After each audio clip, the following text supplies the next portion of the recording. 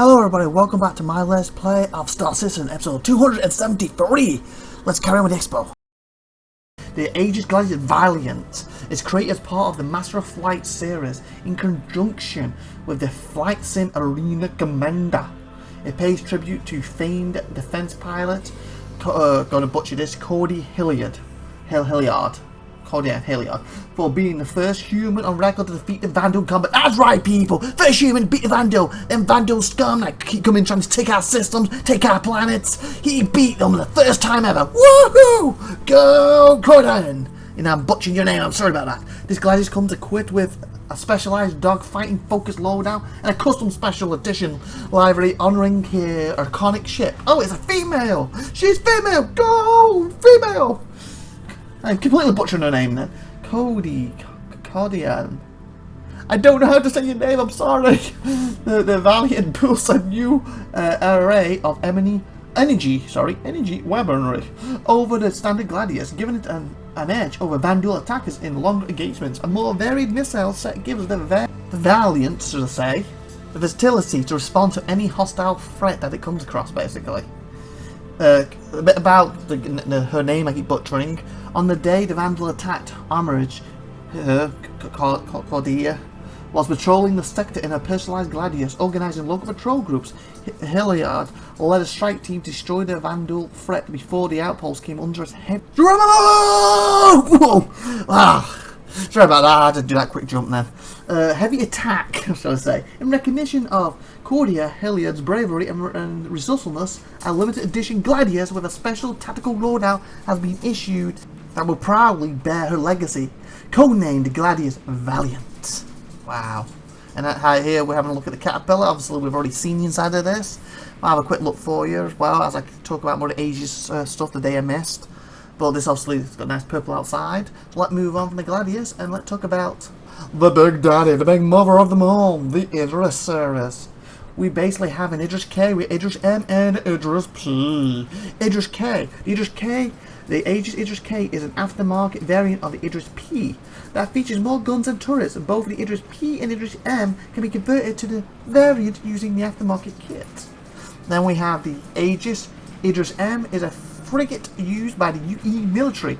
It is used for everything from long duration patrol to scouting dangerous jump points to interdictions. And then finally we have the Idris P, people. The Aegis Idris P is the Mark II Peacekeeper variant of the Idris frigate developed for the UE patrol services. The Idris P strips the standard ship-to-ship gun and spinal mount in favour of additional cargo capacity and superior speed. And for some reason, I don't know why, this variant of the Caterpillar in front of me keeps looking like it's got some of the inners showing for some reason. Anyway, let's move on to the next ship. The Javelin! This is a capital destroyer. You know these ships here, the Hammerhead, you thought the Hammerhead was big. It's a baby compared to a Javelin. If I'm not mistaken, it's the biggest ship in human history. I believe the Vandal ship might be bigger. But it doesn't matter. For human creation, the Javelin's there is an 80-man ship, people. 12 minimum, that's a skeleton crew. But it's 80 man to run it properly. The Aegis Javelin is a massive modular destroyer class capital ship designed for use by the UE military. And it can be appropriated for enterprise use. So basically changed to be more, you know, for the business like if it needed to be. With detailed interior, plenty of module room options and high crew capacity. The Javelin is a ship intended for group play. This ship features a total of 5 decks, people. 5! Most ships would be there 3, this is 5! 5 decks, each with variety of crew, positions and areas to explore and utilise. And speaking of the Idrises, let's go back a second to the Idrises. During Squadron 42 time, people, we said earlier about the Gladiuses are going to be used in Squadron 42 a lot. Well, they're going to be flying off Idrises, and that's going to be a huge ship. The Javelin is going to be bigger. Hopefully it will show up in Squadron 42. I don't know if it will, but it won't be what we're assigned to. As we go through the modules here for the Caterpillar very quickly to give you a quick rundown like last episode. And then this, I cannot say the name of this ship. The Nautilus. Probably saying it wrong. Nautilus? The Aegis Nautilus. So let's go with that. is a large military mine layer ship with fully integrated mine deployment, sweeping and disarming capabilities. Originally introduced in 2549, the ship has had centuries of refinement until reintroduced in 2949 for its 400th anniversary. This ship features mine control room, a fully developed control room for queuing and development of nitrous payload. As I say, the ship for some reason here keeps seeing the insides. I don't know why. The crew comfort. A mess hall, crew quarters and captain's quarters are designed for long-term comfort to deep space missions and operations. Defensive turret. 3-man turrets with 2 times as 3 guns each. And a front mounted manned turret with S7. S7. I believe that's the biggest you can get in the capital ships, isn't it? Guns keeps the Notorious protected in the hottest of development or disarming zones. I might be wrong. There could be... No, I think there's an S9, isn't there? There could be S9s. But still, pretty good S7s. So it basically has a homing mine, sentry mines, and a Nemo droid. Homing mines, the 5-storm kinetic, gonna butcher again, Taffarine homing mine is a mine that once within range will move towards the target and detonate. So in other words, this thing puts mines in space. You get too close, boom, it flies to you and blows up when you hit its range. Its primary role is to establish a defensive perimeter. This mine has the same destructive power as a size 5 torpedo. Then we have sentry mines.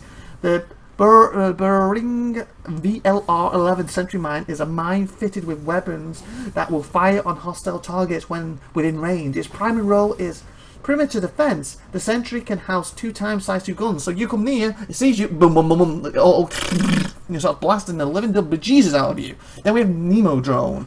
The Sage Data Systems Nemo drone neutralizer and employer mine ordnance is a drone specifically designed for the task of identifying, deactivating, and collecting deployed mines in accordance with Amendment 17C1 of the Military Mobilization Initiative. A mine retrieval device must be presented and functional aboard all our mine-laden craft. So in other words, you want to go out there and go on dangerous minefields. I jumped. Dangerous minefields, you take one of these and they can disarm them. You want to go out and lay the dangerous minefields, you can do that too. Anyway, next ship is the Reclaimer.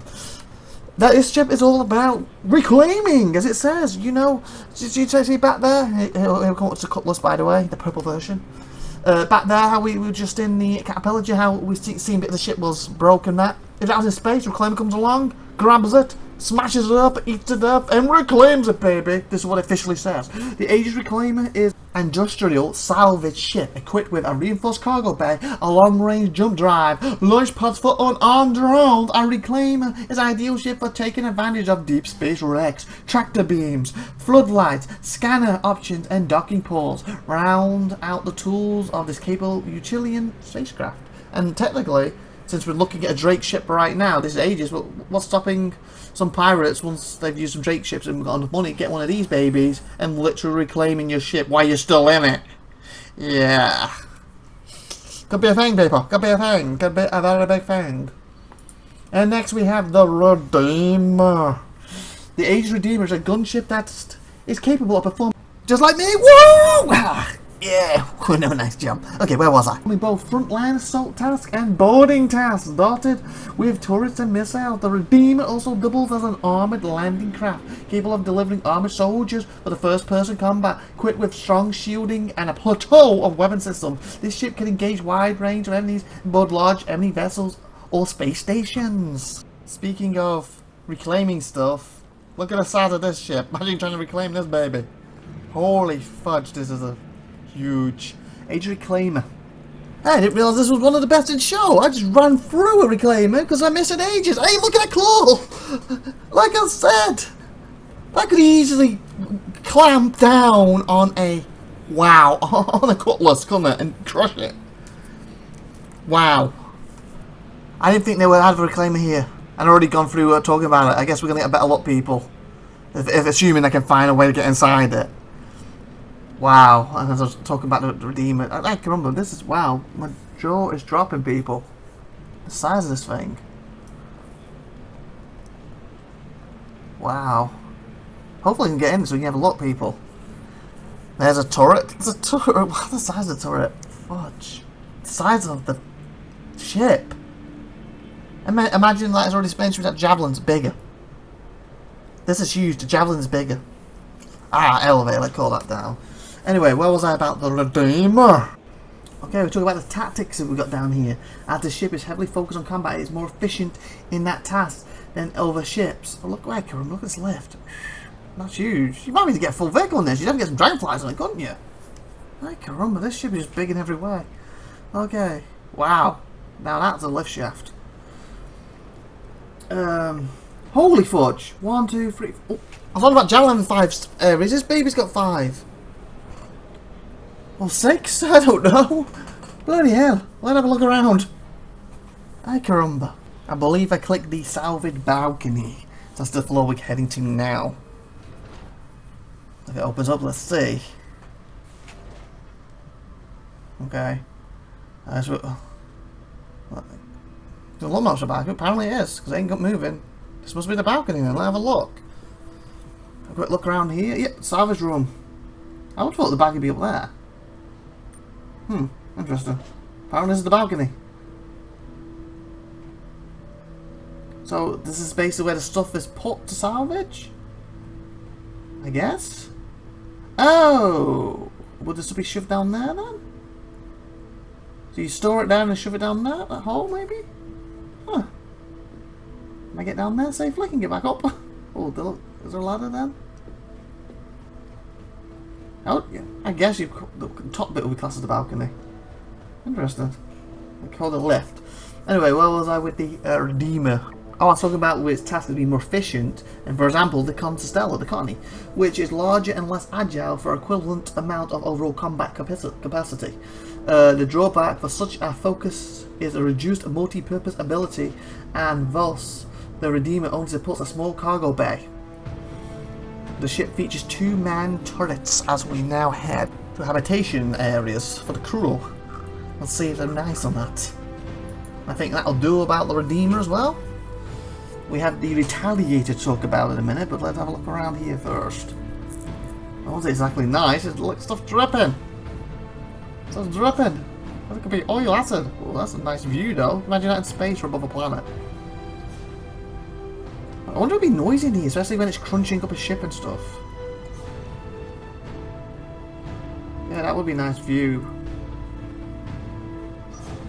As we're looking around here quick, we'll quickly talk about the Retaliator. The Age Retaliator is a heavy bomber used by the UEE military for centuries. It is a key portion of the UEE power projection. Retaliator squadrons have served with distinction against outlaws, the Vandal, and elsewhere. The base version of Retaliator is customizable with additional modules.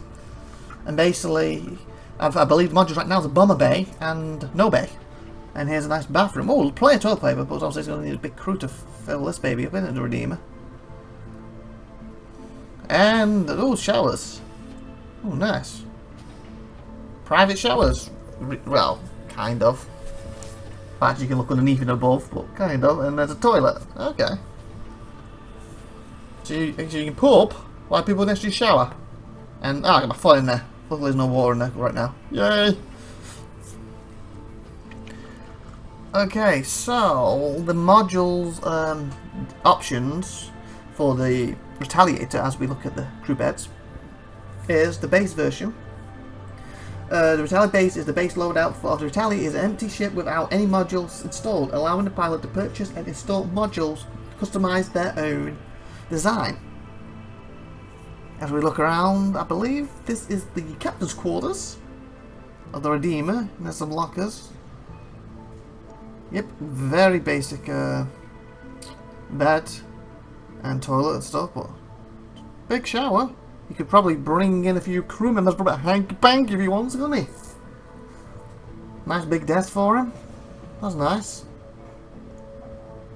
Got all the piping wrapped up in aluminium. That's what it looks like anyway. Anyway, well, the customer design, even without installable modules, Retaliator is still a formidable fighter with its array of man turrets. And then, of course, we have the Retaliator Bomber Edition. As we open this door quick and have a look inside. Docking, keep clear. Oh, so this is why you could dock to another ship. Okay, so if you want to board them, so you know how I was saying about the Redeemer with a pirate situation, you could technically do that. I guess it's also for rescue, like if you find a broken ship and you're going to reclaim it in the person inside it, you can bring them through. Or kidnap them. Because if it's broken, they'd probably be dead already, wouldn't they? So you don't need to. Well, I guess you want to go aboard and find if there's any weapons, any gold or cargo to do before you crunch and destroy the ship. Wouldn't you? And this is obviously the place for the rest of the crew to eat. As we go down. And as I was telling you about the Retaliator bomber. What's this? Nice crew. Oh, there's the anti-gravity thing for this ship here, the Redeemer, by the way, and drone run. So we can have some drones to go out there and help. Probably like a bit like the mine lane ship, more likely. Anyway, back to the Retaliator bomber. The Retaliator bomber is equipped with 2 torpedo bays, stocking 6 high-yield size 9 people cluster torpedoes for large targets, covered by its turrets and strong defense. A Retaliator bomber is a dangerous threat to a capital ship and installations alike. So basically, the Retaliator bomber could take out a Javelin or Idris, perhaps, theoretically, at least a few of them put together, and obviously take this baby out. Look at the size of that. Ay caramba. Wow. Look at the... Ah, wow. I guess it needs to be stable. That's why it's got such thick legs, doesn't it? Absolutely spectacular ship. Might be like some kind of a... I was going to say crab, but less like a crab because that's all with the brand new ship, isn't it? It's more the crabby. But I just really think that the arms are down. That's really cool. Size, ridiculous. And we should talk quickly about the sabers also Aegis. Obviously you've seen a saber a lot on my channel because I fly one, I have my own normal saber. The Aegis saber was designed as a space superior fighter for those situations where you need to leave a light footprint. It's part of Aegis Phase 2 of new ship modules. Designed to be a rapid responder, the saber is more than capable of establishing battlefield dominance for any number of combat scenarios. Basically it's a bit more stealthy. But there is actually more of a stealth version of it, if I'm not mistaken. The variant Saber Raven. The Raven is a high-tech variant of the Saber designed for intelligent missions. Unlike usual variants, it features a redesigned hull that cuts down on the wide wingspan of the original Saber to a smaller profile. So that's even better for, theoretically, being stealthy. And then you have the special edition of Saber Comet. If I'm not mistaken, let me look this up quick. I believe the Saber Raven has an EMP, doesn't it? Yes, it does. It has improved avionics suite and storage. The Raven's avionics module has completely overhauled to include some of the most cutting-edge hardware and software available, and has increased data storage compared to the Saber. EMP pods. The Raven features a pair of EMP pods inside its twin missile rack. Low profile, at top of the Saber's already comparable low signature, Raven has a smaller profile by cutting down the wide wingspan of the original Saber to improve its stealth capacity. So that is talking about the Saber's good for stealth. This is even better for stealth. And then of course you can blow an EMP in someone's face and that's like to get caught. And of course we talked about the Saber Comet. The Comet plays tribute to famed pilot Captain gonna butcher Camera Dalian, for his work with Aegis to usher in a new era of combat ship design. The Saber comes equipped with a specialized dogfighting focus loadout and a custom special edition lively honoring his iconic ship. And if you want to know more about himself, he's a hero of the Battle of Idris IV. Famed dogfighter. Worked with Aegis Dynamics to design and build Aegis Comet Fighter, a new nimble dogfighter that was loved by pilots of that era. Expensive and difficult to maintain, it was quickly superseded by the later generation ships, but inspired the design of Aegis' current flagships, the Saber. In recognition of Aegis Comet, the Saber Comet comes equipped with 2 punch of railguns and scatterguns to engage targets at nearly any range. 6 large missiles give the Comet a devastating and versatile loadout for any dogfight. Absolutely amazing. As you see, we're still looking around at some of the turrets and some of the arm. I think are these to do with the arms? They might be using the arms though. They could be like remote turrets with the arms. I'm not 100% sure. And this is the pilot place. And for some reason, there was a hole in there, and I fell out. Almost broke my neck again.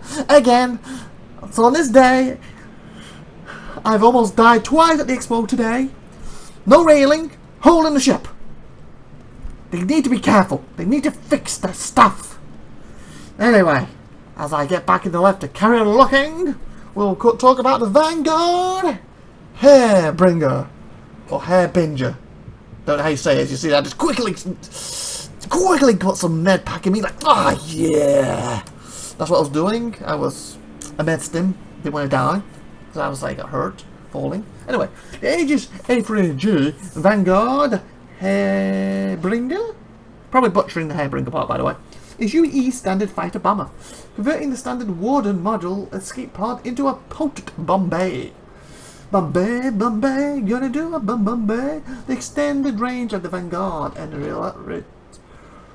what's that word? The retaliatory small profile, relatively small profile, mean that it can go where carrier base planes or larger strategic bombers do, and then strike and make it back into the frontier. The frontier bases. The Vanguard Hairbringer is a powerful bomber that can operate out of the roughest forward operating base. In other words, you want something that's like, you know, way over there. Most ships can't reach it without having another base there. That thing, you can go past it, bomb the thing, and still get back in time for tea. Yeah. We also have the Vanguard Hublet, as we quickly go to the salvage hold. Unstopping the Redeemer. Not the Redeemer, Reclaimer. We're inside the Reclaimer, aren't we, people? Yes. The Aegis Vanguard Hublet is a cross between the winning Vanguard deep space fighter and a dedicated boarding ship, adapting the reliable design for amphibious operations. The Hublet is the perfect tool for inserting an armored strike team with enough firepower to get them out again. As you can see, if I'm not mistaken, yeah, this is where, remember earlier when I was on the upper deck, so to speak, or I said the balcony, wasn't it? And I was looking down there as a way down. This was obviously what happens if you go down. And it looks like that ladder that I thought would take me down here is part of another part of the ship, because as you can see I can't get back up without going to the lift. Okay, so we've talked about the Hublet. What else do we have? We have the Vanguard even. Sentinel. As before we talk about that, we are going to the salvage processing. I thought we did that. Let me double check. No, we weren't moving up. I mustn't have. Okay, here we go. Oh, I thought it was going to be a bit further up. No. Oh no, yeah, we have been here before. Getting all lazy talking about the other ships, and of course falling out of this one, where it actually was. So they go a bit higher, a little bit further. Okay, here we go. Salvage. Have I been to this one? Oh, here's the balcony. This is what I thought would have been the balcony. So this is a good point. A bit. You can walk around here and look down what's going on. See like all the little pulleys and stuff as they're moving or pulling ships apart and the crew's working at it. So it's basically a good point for the supervisor. Okay, as I walk around here, Vanguard Sentinel. The Aegis A3G Vanguard Sentinel is an electronic warfare ship that's designed to fight smart instead of taking enemies head on. The conversion features an AR cockpit, and external E-War pod decoy missiles, and a set of EMP charges. Vanguard Sentinels often provide necessary combat support for combined operations. A lone Sentinel assigned Wild Weasel tasks is frequently paired with Hambar bombers and Warden escorts for large attack missions. So this is basically another, like the Raven, quote the Raven nevermore, this is basically has an EMP in it, so kaboom, shut other ships down. And then of course the bombers can put their torpedoes in them. Okay, then we have the Vanguard Wooden. As we take a look in the Reclaimer still. Was this the core? What's this part? Oh, the engineering station. So yeah, that's the core. Ah, it looks hot. Do not touch, people. Probably melt your fingers. Okay, the Aegis A3G Vanguard Wooden is a long-range military fighter which features extensive forward-mounted weaponry designed to tear through the shields and armor of other spacecraft. So named because their multiple jump range allowed them to form the vanguard of any military expedition. Vanguards have seen extensive services against the Vandal. And here's the crew course we were in earlier. So I guess the engineers is connected. And the last thing we haven't spoke about, then we finally finished Aegis' day off, is the Vulcan! Not Star Trek, by the way. The Aegis Vulcan is a versatile support ship capable of refueling, repairing, and rearming other ships whenever pinned down or under fire and in need of ammunition, low on quantum fuel after an ill-planned jump, or stranded in unknown space with a busted thruster. Oh, fuck, busted thruster! A pilot in distress can always count on Vulcan, and it's carded aboard drones to lend the speedy, efficient assistance.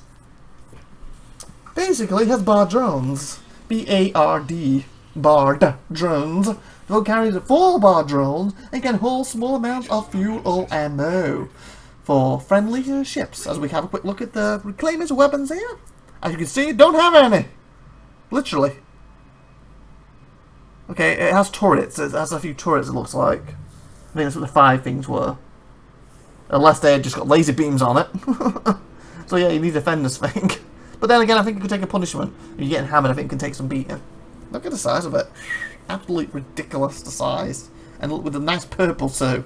And the purple's because it's the you know, like I said, these are the top, I think it's 4 or 5 ships of the Expo. And that's why it's got a nice purple thing because the Expo colours. So the regular version doesn't have this.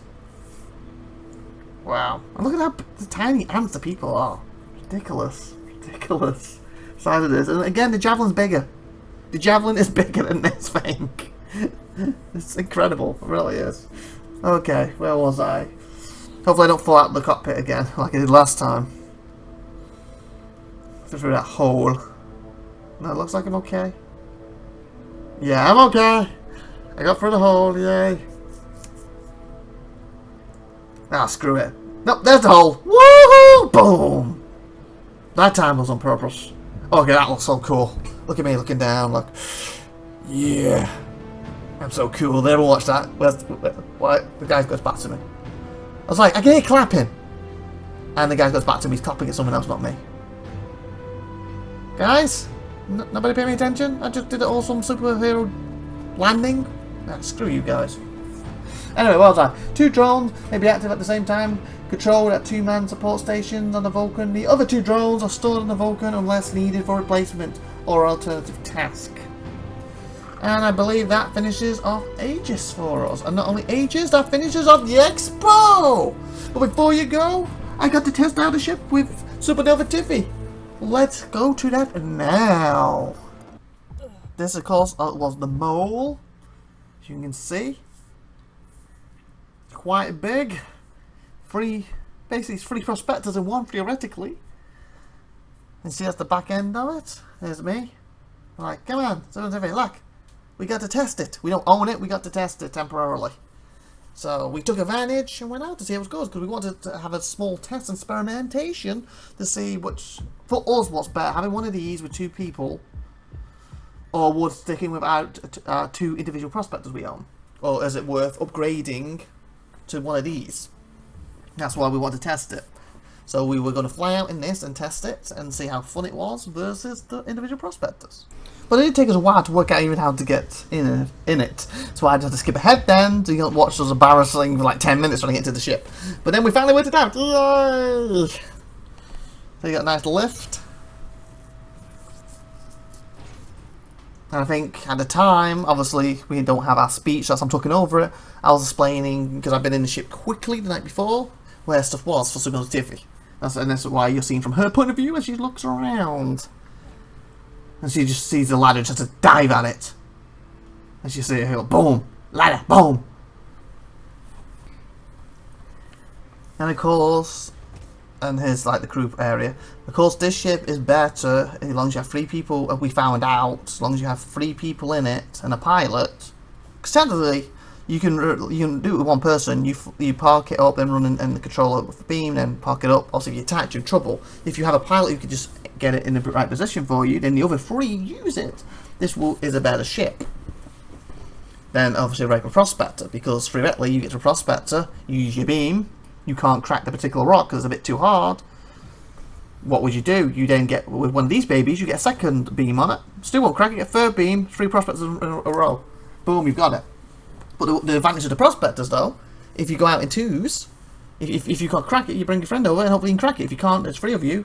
you come out with a third prospector. Obviously, a lot more maneuverability and a bit more skill involved than having one of these, if you do that. But at the same time, you wake up and it's like, I'm on a mining, my wife's not online, my friend's not online, I just go out and do some on my own.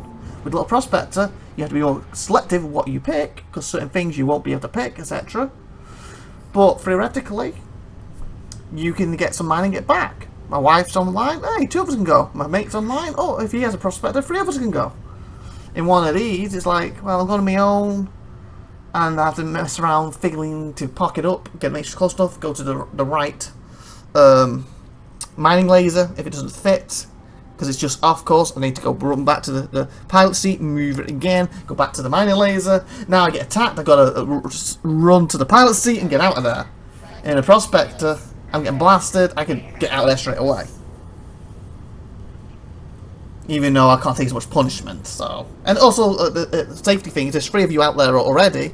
3 of you can split up. Either 3 of you gang up on the person who's attacking you, or 3 of you can split up in different directions. You can only chase 1 of you! In this thing, yeah, more likely to fight is going to be faster than you. But of course, you can take more punishment. Another thing that I think is better having individual prospectors. Because really, if you think of the career path, you're supposed to be prospector, start off, then you get one of these, etc., and you go higher. But what one thing that is actually better is, yes, the scanners are weaker than the thing this has. But technically, if there's 3 of you going in different directions scanning, and then you call the others over to come over to you. Obviously, like with this, I believe in an individual mining slots. Like I said, there's 3 mining turrets to this. All of you can scan individually. But the thing is, the scan range is basically about the same.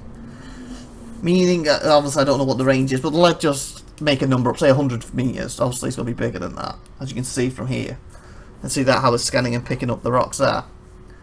Basically, you're in this, all 3 of you doing it. You might be about 5, 10, 20 meters away from each other because of how big the ship is. So, theoretically, you're getting like 120 this way, 120 right, 120 left, 120 upwards. Versus the prospector was maybe only getting 50 or 60. But the thing is, if there's 3 of you out, you can literally be 200 meters separate from each other in scanning areas. 400 meters separate scanning. Oh, I found stuff over here. Go get out, and then you 2 fly over. So I feel the prospectors, for my purposes and my wife's purposes of wanting to play the game and do our mining careers, is actually going to be better for us. And if I didn't mention it, this is actually the Mole, a multi-operated laser extractor, a medium-sized multi-crew mining ship with 3 independent mining turrets and a comprehensive crew factories. It is a ship perfect for efficient multi-crew mining. In addition, a large array of 24 mineral pods shows that nothing valuable will ever be left behind. The Mole lives by the engine, many hands meet for light work. So in other words, that's something else. The Mole obviously has bigger cargo, the Prospectors has an advantage for that, plus maintaining 3 separate ships is going to cost more than maintaining 1, so there's more advantage for the Mole. It recommends a minimum of 2 crew members, I guess 1 to fly and 1 to use the laser, even though you can use it with 1, like I stated earlier, but it's a bit difficult, figurely. Maximum crew for 4, what's ideal, 1 flying, getting position, the other 3 using the mine lasers. The cargo is 96 SCU, so it holds a lot. It features a Trialston mining, 3 separate controllable mining heads allow for individual operators to extract resources from separate nodes and asteroids, or to focus their efforts on 1 single large deposit that needs some extra power to crack. And as you can see at the moment from my SupernovaTiffy, she basically wasn't close enough, so she's trying to get to another laser that's closer to actually hit it. And I can't remember at the time when we did this if she was the piloting or not, so she might even be trying to go to find a pilot's seat to move us closer because we're not reaching it. And I think she got herself lost, as you can tell, because the ship's quite big. Obviously, once you get to know the layout, then it's fine, but it's the first time her being in it. Yeah, I think she got herself lost. Ah, she found another turret. Because like I say, if you got your ship a certain way, your bottom turret may not be able to reach, or your left turret may not be able to reach. That's why having a pilot there can just move it forward is a lot easier. As you can see here, let's find out if she can do it. She needs to power it on. There we go. Can she reach now? And you can see that on the little map thing of the ship on the left, on a little screen there, showing where she's pointing. She's like basically reading the minerals and stuff. There we go. Is she reaching it? Because she's scanning it, so I think she is at this point. I don't believe she's put enough power to actually hurt it. At this point, she may not have understood how to use it properly. Yeah, she doesn't understand to use it. She's trying to pull it in now. So at the time, I was probably telling her what to do. You need to do this, you need to do that, you need to scroll the ball to get some power. And then once it's broke, you need to pull it back with what you just did, basically. As you see, now she's gaining some power to it. There we go, maxed it out. As you can see, with this particular one, we're not actually damaging it. So this is where a third laser, so a third person, would come in handy at this particular point in time. Instead, we're going to have to give up and go to a new one. And that's exactly what we did. As you can see here, we found a new mine after going around scanning and looking and scanning and looking. And as you can see, my wife, SupernovaTiffy, is pushing the power up here. And now you can see the bar underneath on the left is finally growing. And the idea is to keep that in the green. And then the ones on the right will start basically breaking it apart. If it goes in the red, it could explode. That's another advantage to the mole. If it explodes, I feel you're more protected than if you're in a little prospector. The prospector explosion could send you flying, especially if you do it on a planet with gravity. Or you're near, just outside planets with gravity, but near an asteroid, and it flows you into the gravity and smashes you to the planet. That sort of stuff. And you see there, she's hanging in there, she's lowering the power to try and keep it in the green. And I think she's about 100%. Boom! And there it is, it breaks apart. Now she basically needs to break them smaller, or if they're already small enough, she can change to the other mode where she can stuck it in, what she had up earlier. Let's see what she does. Basically, it has to highlight purple to suck it, if I'm not mistaken. So really she needs to break it apart up, it looks like. And I think that's what she's getting ready to do, because she's scanning it again. Yep, there she goes. And then you see above as the second laser's hitting, so that's me using the other laser. So at the moment we don't have anyone in the pilot seat. So we're both trying to break them apart. And also we could try and break the same piece quicker by aiming both lasers at it, or if there was a third player, 3 of us could do it. For the tougher pieces, but for the easy pieces, it's going to blow up quicker or sooner. And you see she's almost in the green for hers. There, we got in the green now. And she's lowering it, trying to keep it in the green, and boom! Also, I feel in the prospector, because you're automatically in the pilot seat, you can then maneuver your ship to follow these pieces floating away. In this thing, as you see, there's a purple thing. I'm sucking it up now. Oh no, she's sucking up, sorry, it looks like. But you say, well, I'm saying this for 1 or 2 players. These pieces that get away, if they get out range, you then got to run to the thingy and follow them. In the prospector, you just keep turning, just put the engines on. Just go a bit closer. As you see, I'm sucking from above and she's sucking from below. And we're filling a cargo capacity up, and you can see the percent going up. Anyway, I think as we do that, we will talk about a bit more of the mole quickly. I already mentioned the mining, the mineral pods. The mole carries 24 collapsed mineral pods, 12 SCU each, that can be dropped when full to be picked up by cargo haulers. At one time, the mole can carry 8 of these pods while they are full. So like we said, it has bigger capacity than the prospectors. There is a lot of pluses for it, even though me and my wife's personal gameplay wise, we feel the prospectors are better for us. They have talked about a ship as well that be able to, because basically what happens once you get the asteroids, you then have to take them and sell them. Well, if I'm not mistaken, I have to check as I read through the stuff, but I believe the Mo can process that already, and then he can take it and sell it for a higher price. Basically, I believe they're making a smaller, or they mentioned they may make a smaller ship, basically like a prospector size, that can do the same thing. So in other words, if that came out, that'd be perfect. I get one, my wife gets one. Today we both go out in our prospectors and then take it back, and one of us gets it out and fixes it. Or maybe I go in a prospector and she brings out whatever the other ship is, and then as we do it, she takes it off and she, you know, basically filters out the rubbish. You know, you got something like 90% rubbish and 10% gold. It gives you, and obviously we mine that, we take that back, have to sell it, and then they take their percentage of it, and they give you for the, basically processing it, and the gold. So you lose out, but if we process it and just leave all the rubbish here, just take the gold back, we'll make a bigger profit. So we can fit more in a cargo space. So that's the whole point, so that would be quite neat. So like I was saying, like I could mine it, that you could take the things and process it, and then we can take it back and share it. So I'm really hoping they do a smaller size version of it. What else does it say about this? Crew quarters. Your Utilitarian but comfortable set of crew quarters provide the necessities for the pilot and fleet mining operators on a long and short mining trips. Upgraded mining hardware, the size 2 laser heads on the mole's mining arms are capable of larger targets and safer mining, supported by an outsized power plant and Argo's most intricate control interface. In other words, they default have size 2 mining lasers, prospectors have size 1, so they're all more powerful from default. Special edition Argo Mole Carbon Edition boosts the same mining proficiency as the standard ship, along with a black skin.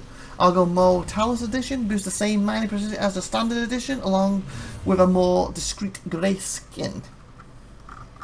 I might be mistaken then, I don't think the Argus Mole has the ability to filter out the rubbish stuff. It has to take the full amount, but it can carry more, so you're going to come back with, theoretically, more good stuff anyway. And now we're going to skip after we had a full cargo. And you look at the Argus Mole. See, that's what we got from it. See, copper, see there's the value on the right, the amount we got, the percent of it, and see, to sell to refinery. So that's what I was talking about. They talked about having a smaller ship that can do the refining stuff. Because then we would make a bigger profit in this situation, because then we would only bring the good stuff back, and none of the inherent materials there. Well, let's see where the arrow's pointing. That material is basically bad, as you see how much it's worth. Nothing, basically. Anyway, we then quickly, like I said, went out in our individual prospectors together. We had a few problems. One, when we did find some resources, the actual thing to locate you, where your buddy teammate is, was showing in the wrong direction for some reason. And basically, the gist of it is... well, me personally, I actually brought back, made more money than my wife did, just. So, yay! But other than that, the gist of it, for our personal playstyle, we prefer the Prospectus. Obviously, other players are going to love the Mole, being out there longer, even individually, and just fine-tuning stuff themselves, you know, running back and forth. They're going to love doing that. Us personally, Prospectors is the way to go, and like I said, they get a refinery small ship, but similar size to this, and it's obviously similar price. We'll probably stop it up. Probably the last ship I get in my fleet before the game's release, if they release one of them, that is. Everything else are in-game, basically, because I have the fleet I want right now. As you see, the Prospectus for one person, nice rough bed.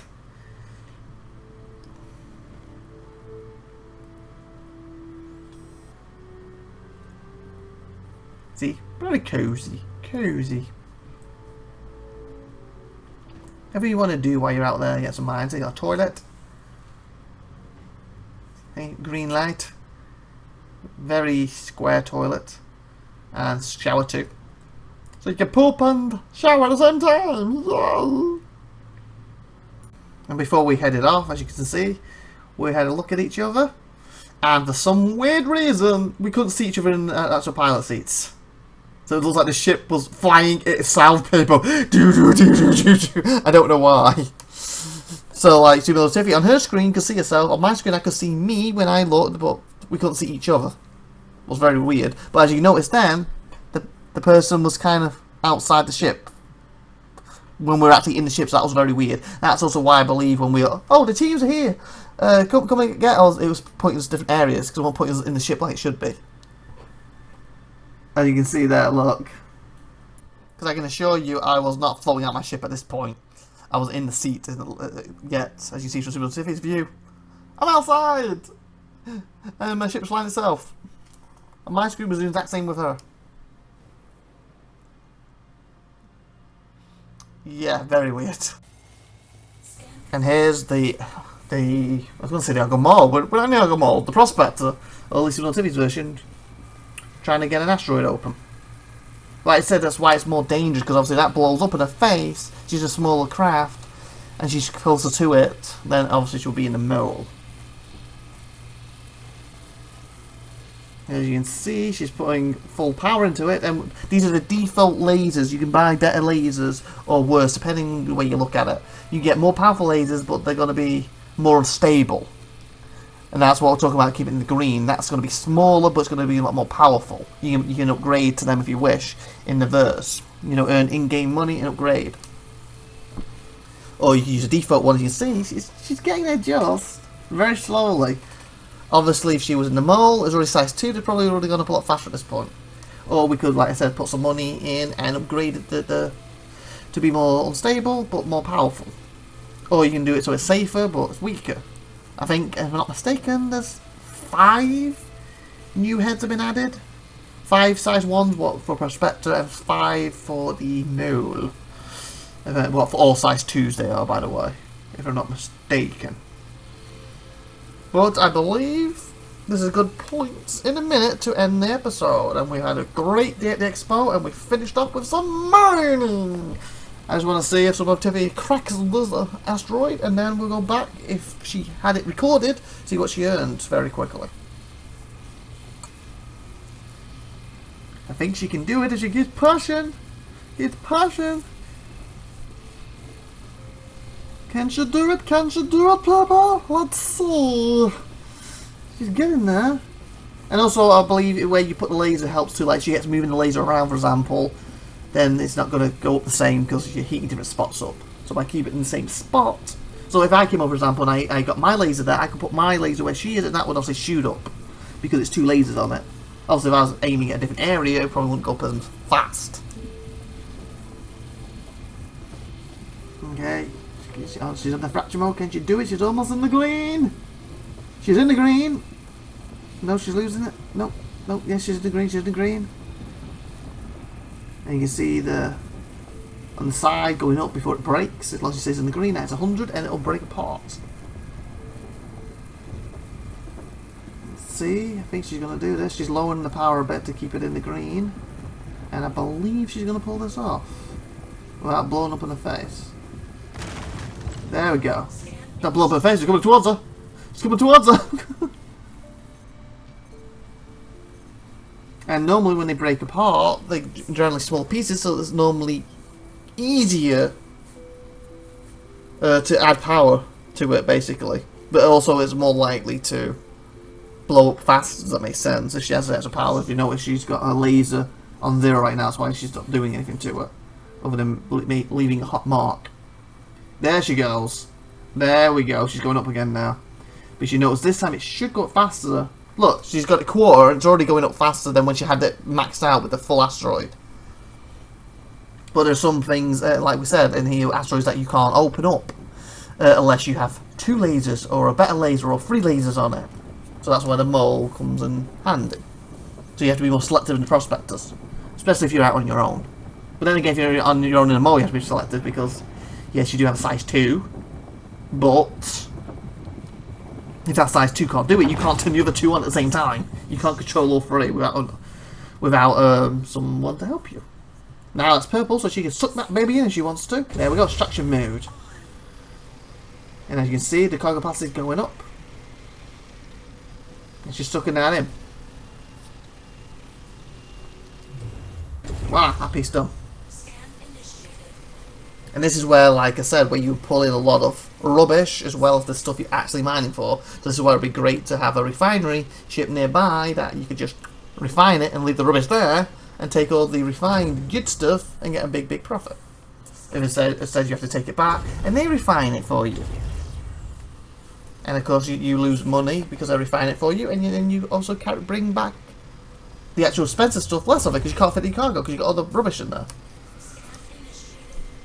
Anyway, I hope you enjoyed these last few weeks or episodes about the Expo and this last bit with mining.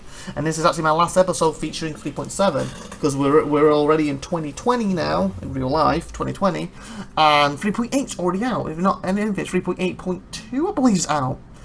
I'm hoping, because I'm editing this and talking over this right now, that I'm going to cut this into 2 or 3 episodes, and my next episode will be 3.8.3, fingers crossed, and we will have the Carrick finally. Or if this takes 3 episodes and goes out 3 weeks, the Carrick might be here, and they might even be on 3.9. So my next episode is going to be 3.8 or 3.9, but hopefully it's going to feature the Carrick, as long as it hasn't been delayed. They state it's going to come out in February, and as recording, the voice of this, the footage of this was recorded last year, obviously 3.7. The voice of this, because I just played it for fun, jumped on it, and didn't record voice at the time, so I'm going over it now. The voice of this is being recorded on the 20th of February 2020. So that means we literally got, is it 28 days? 29 days in February, whatever it is? 8-9 days left. So the character should be out. And I'm an hour 35 minutes of this right now, after cutting and doing all this stuff. I'm going to go back and probably cut it into 3 episodes. Meaning, one episode will be up this week. Meaning, next week will be another episode, and the following week will be the next one, then finally, hopefully the character's out by then.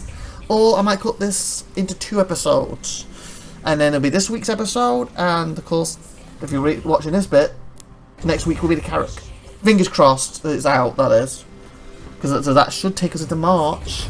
So hopefully the Carrick's going to be out in February, like they said. And in the end of March, we will get 3.9. So anyway, like, subscribe, and all that good stuff for me.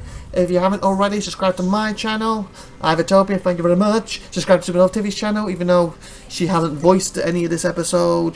As you can see at the end of this episode, this is actually some of her footage. Even though I'm not going to put the eye and my eye symbol up for my stuff and the symbol for hers for this episode like I normally do. Because that's normally because I'm jumping back and forth with this. It's been all my stuff, then it's been all her stuff, so I'm just keeping it there. But support my wife too, go on her channel. Mainly on her channel is some unboxings and the Divinity series we do together. I was recording this, we're actually missing a week or 2 because real life things get in the way, we can't get together to record. Well, that sucks. Or play some stuff together. So at the moment, go to her channel. She should be down as SupernovaTiffy, and I'm down as IVATOPIA. Subscribe to them both. Put likes, please. Watch our old stuff. And comment. And thank you very much. You've been awesome. See you next week. And hopefully, fingers crossed, it will be the Carrick. Finally, me flying and exploring it. Fingers crossed. Bye everybody, have a wonderful day out there. Bye. Oh, almost completely forgot. This was my SupernovaTiffy's version of the refinery, the money she made. And remember, I did state earlier, I actually made a lot more money than her when we both went out and mined our own stuff. So, bye everybody, see you this week.